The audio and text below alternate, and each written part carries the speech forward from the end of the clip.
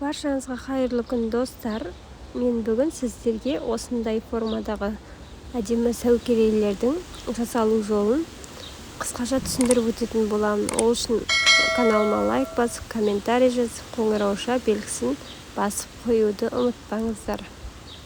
Ең алдымен осындай форма қиып аламыз. Бұның ұзындығы шамамен 28-29 сантиметр, ені 9 сантиметр. Міне осындай 5 штугін сүйірі жоқ қылып, 1 штугін сүйірі бар қылып қиып алатын боламыз. Осылай тігін машинасының көмегімен зигзагтап шығатын боламыз. Міне осылайша барлығын бір-біріне жалғап,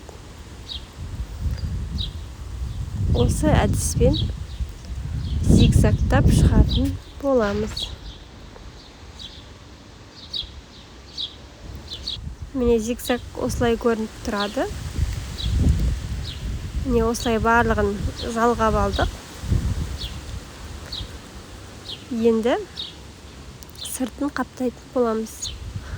Ол үшін матаны сыртынан 1 сантиметр артық етіп, дәл бағанағыдай 6 қиықты қиып алатын боламыз. Осында бір-біріне жалғап тігіп, сәукеленің сыртына кигізетін боламыз.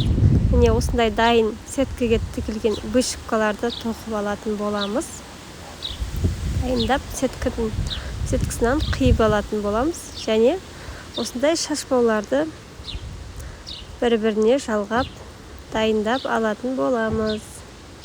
Міне сол кезде бізде осындай өте әдемі сәукелелер дайын болады. Патасын тақсаңыздар да, тақпасаңыздар да болады.